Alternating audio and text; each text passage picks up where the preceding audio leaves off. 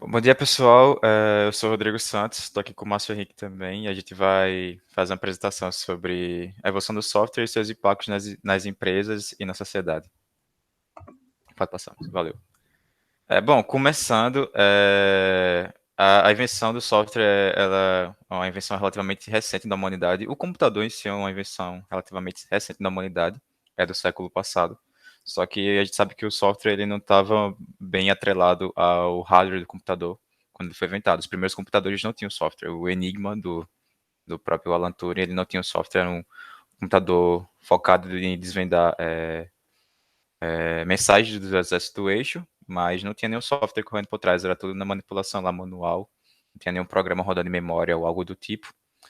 E o primeiro software só veio ser criado alguns anos depois da Segunda Guerra Mundial, lá em 1948, mais especificamente em 21 de junho de 1948, pelo Tom Kilburn. Se não me engano, foi na Universidade de Manchester.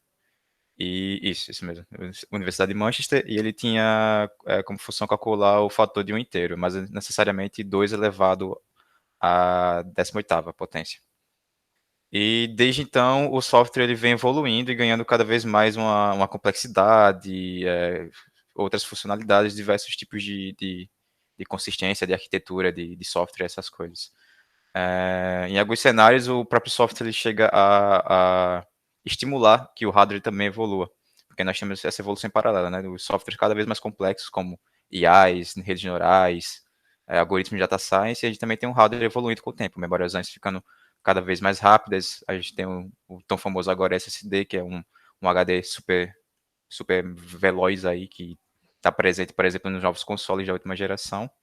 E como eu falei, alguns softwares vêm puxando justamente esse desenvolvimento do hardware. Nos últimos consoles que saíram agora, no PlayStation 5 e no Xbox Series X, eles têm um hardware muito pesado, justamente devido à grande capacidade de software que a gente tem hoje com base nas engines, que são aqueles motores que a gente consegue utilizar para desenvolver jogos mais potentes, mais bonitos, com as melhores resoluções e coisas do tipo. Pode passar, Márcio. Bom, mas o que é o software? O software, como está escrito aqui, é tudo aquilo que se utiliza dos componentes físicos do computador, então toda a parte física do hardware, de processador, memória RAM, placas, tipo placa de vídeo, placa de rede, placa de áudio, todos esses componentes, drivers e outros produtos, para gerar uma resposta mais tangível ao seu usuário, ou seja, o software ele é um meio que a gente utiliza para tornar o meio, como a gente utiliza o computador de uma forma mais plausível para a gente, mais familiar, mais tranquila do que a gente estar mexendo manualmente lá em todos os componentes do computador para calcular ou fazer alguma coisa. Lembrando que um software pode ser utilizado em outros softwares. Por exemplo, o sistema operacional ele é o software que rege o computador, um Windows, ou um Ubuntu, um Debian, qualquer outro sistema operacional com kernel Linux. São sistemas operacionais que são softwares, mas se utilizam de outros softwares, navegadores, drivers, players de vídeo, jogos, editores de texto, tudo isso são softwares que estão rodando em cima de outro software que é o sistema operacional. Vou passar, Márcio. Sim, como eu falei, os primeiros softwares não possuem interface gráfica. Interface gráfica é tudo aquilo que se torna visível para o usuário. Lembrando que, tipo, nosso sistema operacional, nós temos toda essa parte visual que nós conseguimos interagir com o mouse, teclado, etc. Mas nós temos a parte sem interface gráfica também, que é o CMD do Windows, o Bash do Linux, tudo isso você consegue mexer no seu sistema operacional sem a parte de interface gráfica. E originalmente os softwares não possuem essa característica de serem proprietários, free ou open source. A gente vai falar mais sobre isso com a gente foi explicando a história mesmo de como o software foi evoluindo, mas inicialmente eles não possuem essas características que existem nos dias de hoje. E aí, com o decorrer dos anos da evolução do software, foi surgindo, as empresas de computação foram fomentando um novo mercado, o mercado realmente de software proprietários, tipo a Microsoft, como por exemplo, como surgiu a Microsoft, a Apple, a IBM, essas empresas foram fomentando o próprio mercado delas com base nos seus produtos. Então, a Apple fazia seus computadores, a IBM também. A Microsoft não necessariamente fazia seus computadores, mas fazia o sistema operacional. A Apple tinha o macOS. A IBM também fazia seus sistemas operacionais. Então, além de ter o hardware nós também tínhamos os produtos de software com esse novo mercado surgindo. Vai passar, Márcio? Bom, aí a gente entra na década de 50, O conceito de sistema operacional ele apareceu durante a segunda geração da computação moderna, como está aí, entre 55 e 65. E aí a IBM teve o IBM 701, que eu utilizava programação em BAT, que é muito parecido às vezes com o que o Windows utiliza, que é os arquivos BAT, que a gente chama para desenvolver para o sistema utilizando o sistema operacional mesmo. Mas nessa época eles utilizavam cartões perfurados e depois eles vieram utilizar fitas magnéticas. Quem já assistiu aquele filme lá, O Pirata dos Vales do Silício, dá para ver o ator que faz o Bill Gates programando em cartão perfurado assim, introduzindo lá no Altair, eu acho que era um Altair que ele estava utilizando, ou algo do tipo. Enfim, continuando, os softwares eles eram tidos como receita de bolo. Então, o software, como eu falei, eles vieram adquirindo essa característica proprietária com o tempo, mas antigamente eles eram só vistos como receita de bolo, algo que um programador desenvolvia, como se ele fizesse a receita de bolo, e outro programador conseguisse ver e reproduzir essa receita, melhorar essa receita, fazer alguma outra coisa com essa receita, para fazer um outro software diferente e tudo isso. Então, isso fazia com que os programadores aperfeiçoassem seus conhecimentos, vissem outras formas de pensar, e já que o software tem toda essa característica de ser livre, não está atrelado a nenhuma empresa, nem nada do tipo, não ser nada proprietário. Em 1961, o grupo do pesquisador Fernando Corbato, do MIT, eles anunciaram o desenvolvimento do CTS, o Compatible Time Sharing System, que é o primeiro sistema operacional que possuía o compartilhamento de tempo, assim falando, certo? Bom, acho que agora o Márcio vai assumir para falar um pouco. Certo. Agora eu vou falar um pouco aqui a partir de 1965, onde a IBM ela lança esse sistema operacional OS 360, que era mais avançado, que tinha também o compartilhamento de tempo, né, herdado aí do CTSS, e também ele possuía um excelente suporte a discos também. E também foi um marco assim no início assim do desenvolvimento voltado assim para software proprietário, né? Porque antes a gente não tinha isso, mas com o passar do tempo essa cultura foi se instalando nas empresas, que você basicamente você fechava o código, não deixava ninguém ver apenas da empresa aí, com a mentalidade de se resguardar, de não deixar tipo a concorrente ali, você está ali competindo ferozmente, né, ali no Vale do Silício, você não quer que seu concorrente saiba como é que você está implementando a sua tecnologia. Então essa foi a ideologia assim, mas que começou a surgir assim quando surgiam as empresas, as grandes empresas, né, quando as empresas elas se profissionalizavam mais. Também teve um projeto, né, em conjunto com o MIT, o GE e o Bell Labs, que definia esse sistema operacional multi-TICs que tinham ideias inovadoras, que foram aproveitadas posteriormente em outros sistemas. Aqui a gente vê, né, a parte que o Rodrigo falou, sistema aqui de um cartão perfurado do IBM 701, que aqui o cartão e as perfurações aqui, que era assim que era feita a programação nos primórdios. Bom, com o passar do tempo, vamos falar um pouco mais, né, das outras décadas. Em 69, Ken Thompson e Dennis Ridge, pesquisadores do Bell Labs, criaram a primeira versão do Unix, né, que é um dos sistemas operacionais assim, usados até hoje como base, por exemplo, para o Windows. Em 81, a Microsoft ela lança o MS-DOS, que é um sistema que eles compraram dessa empresa aí, Seattle Computer Products, que era uma empresa pequena que basicamente eles compraram barato, fizeram uma parceria com a IBM para vender ela atrelado aos sistemas da IBM, né? Porque na época, como o Rodrigo falou, a Microsoft ela só trabalhava com software. Ele foi bem aceito, recebeu algumas modificações. Na versão 2.0, ela já suportava HDs maiores da época de 10 megabytes, que hoje é um negócio ridiculamente pequeno, mas na época era um grande avanço, assim, ter um HD desse tamanho, né? A estrutura de arquivos também foi implementada em Ava, né, que era uma novidade.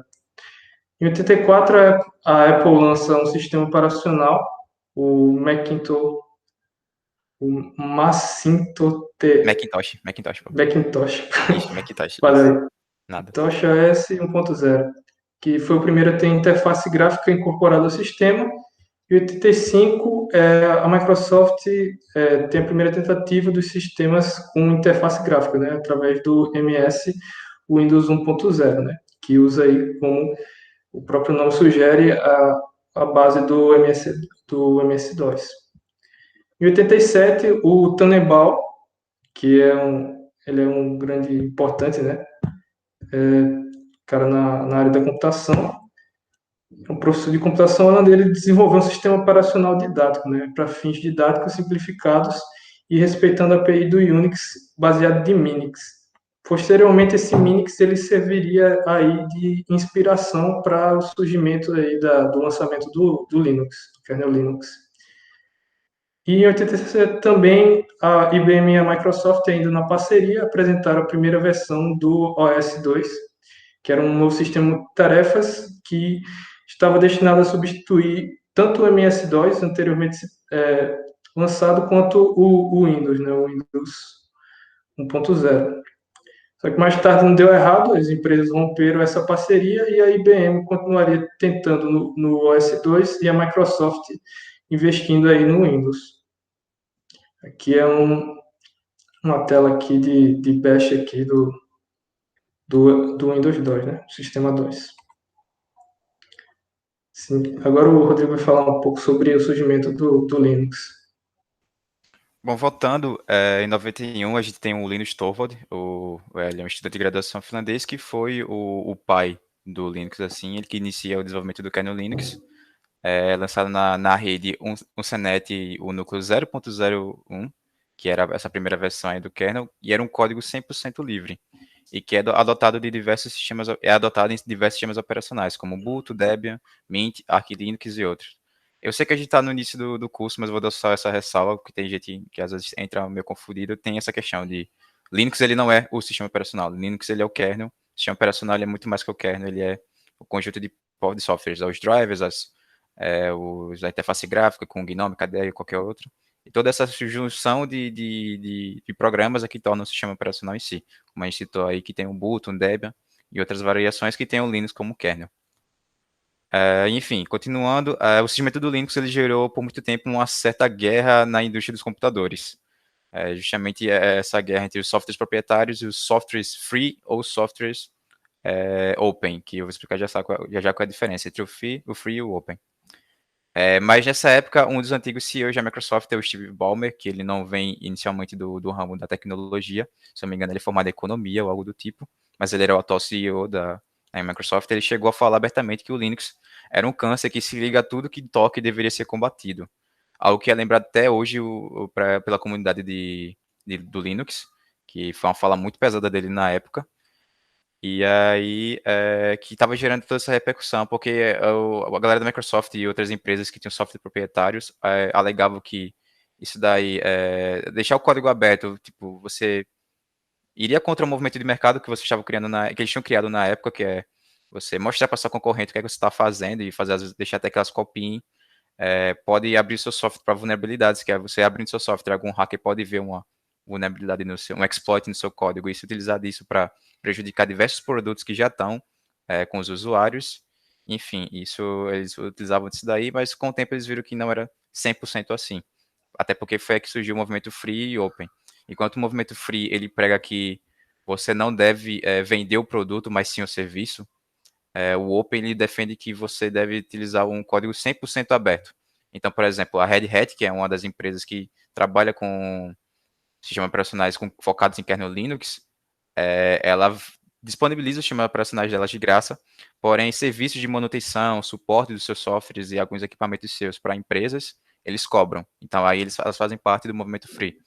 Enquanto outras empresas outros aí podem ser adoptas do movimento Open Source, que tanto manutenção quanto disponibilizar código é 100% de graça, a própria comunidade que às vezes dá manutenção e os desenvolvedores relacionados ao projeto, e aí eles vão mantendo isso com o tempo. Então essa é a diferença básica, falando assim. Acho que agora o Márcio vai voltar para falar da Microsoft, lá em 93. Isso. Ainda nesse contexto, né, de guerra assim entre as ideologias, né, digamos assim, de código aberto e código fechado, Código aberto, código free e também o código privado, né? Temos aí a Microsoft lançando o Windows NT, que é o primeiro sistema de 32 bits da empresa. Também o lançamento das Unix de código aberto FreeBSD e NetBSD. Em 2001, a Apple lançou o Mac OS X, sistema operacional derivado da família Unix, que foi um grande feito aí para a Apple, né? Até hoje ele está aí no mercado. E o lançamento do Windows XP, que também foi um grande feito da Microsoft. Aqui as logos do Windows, da Apple e do Linux. E por fim, a gente, finalizando aqui, temos aí o lançamento do núcleo do Linux 2.6c, 2004, 2006 o lançamento do Windows Vista, 2009 do 7, 2012 do 8 e 2015 do 10. Vamos falar um pouco aqui das considerações finais. Está claro aí que o software é uma das conquistas mais importantes da humanidade. Uma das conquistas mais importantes da humanidade. Através do software, a gente conseguiu alcançar feitos notáveis, como, por exemplo, a ida do homem à Lua, o advento da internet, muita coisa importante em diversas áreas da vida humana, como, por exemplo, a própria aula online aqui que a gente está tendo, né, graças ao software, é, a, o surgimento de novas profissões, como a profissão do programador, do engenheiro de software, do analista de sistemas, são coisas importantes. A própria parte de você hiperdimensionar o trabalho, assim, automatizando, usando da automatização para gerar benefícios de tipo você poder ter algo mais preciso, ter algo mais barato e ter algo mais produtivo, né? Que ocasionou nas empresas assim um grande boom assim, não só nas empresas privadas, mas nas públicas também, né? Você tem aí a aplicação de IA na própria saúde, que tem gerado assim uma taxa de precisão bem maior até do que os médicos em algumas áreas, em alguns estudos. A gente tem uma transformação total da realidade. Muita coisa mudou, tanto na parte de cultura, a cultura pop, a cultura geek, né? Tudo isso é só graças ao software também. A parte de como a gente enxerga o mundo, como a gente vê o que é o ser humano mesmo, o que é arte, o que é basicamente tudo. Basicamente é uma grande revolução assim na forma como o ser humano se relaciona com outros seres humanos e como o ser humano se relaciona com o seu meio, né? Como ele vê as coisas. Se o Rodrigo quiser falar um pouco também sobre a opinião dele. Eu quero. Aproveitando que eu citei bastante essa parte da questão do free versus o open, o movimento de mercado que a gente vê hoje é muito mais a galera ligada ao ambiente free do que a open source ou software proprietário. Por quê? Porque a gente vê muito hoje a galera vendendo serviços e não o produto em si. Hoje a compra de um produto em si virou algo mais uma atividade de colecionador. Então, por exemplo, hoje em dia a gente não compra mais. É raro a gente estar comprando um DVD, um CD de música, um jogo físico, algo do tipo. Já porque a gente tem todos esses serviços que disponíveis para a gente. Então, a gente tem Netflix, Prime Video, Disney Plus, HBO Max, tem o Google Play, tem diversos serviços de streaming. Tem o Xbox Game Pass, o Discord Nitro para jogos, Spotify, Deezer para música, ou podcast, ou qualquer outra coisa que você utiliza. Então, são todos produtos que vendem o serviço, você tem músicas, jogos, filmes, séries, tudo disponibilizado, mas não é algo propriamente seu. Você aluga por um tempo, você tem lá disponível isso para você. Isso está se abrindo para computação no geral. E também tem muita coisa focada em open source, então a gente tem diversos projetos de frameworks e outras coisas abertos aí no GitHub que a galera consegue ver o código-fonte, comentar sobre e dar sugestões e enquanto isso os programadores oficiais estão lá dando manutenção, então tem, sei lá, diversos frameworks que a gente utiliza, Vue, React, Node.js mesmo está totalmente aberto lá e outros. Então a gente vê essa aproximação muito mais do mercado free e open. Inclusive a própria Microsoft ela está financiando a Linux Foundation e está totalmente ligado a esse mercado. E, bom, no aspecto de software, como você já falou, ele mudou nossa vida totalmente. E eu creio que com o tempo a gente vai estar adentrando cada vez mais em coisas mais grandiosas. Então, a gente tem todo a galera falando hoje de blockchain, de criptomoedas, com Bitcoin e outras moedas aí. A gente tem carros automáticos com a Tesla, a gente tem ida do homem à Lua de novo, a tentativa de ir à Lua de novo e agora a tentativa de ir a Marte. Tem o próprio Elon Musk ditando todas essas coisas aí, o Elon Musk botando o foguete que ele lançou no ano passado com JavaScript, a galera utilizando lá, não mais uma coisa de hardware, e sim softwares para controlar o foguete. Então, graças ao software, a gente está conseguindo chegar cada vez mais em locais mais distantes e cada vez mais melhorando a relação da humanidade. E com certeza, daqui a alguns anos, a gente vai ter cada vez coisas mais automatizadas, graças ao software e graças até a tecnologias como inteligência artificial e outras que têm como base todo esse software que a gente vem construindo durante os anos. E eu acho que é isso. Obrigado. Estamos Valeu, disponíveis aí pessoal. para perguntas e tal. Isso. Tchau, tchau. Já parou a gravação?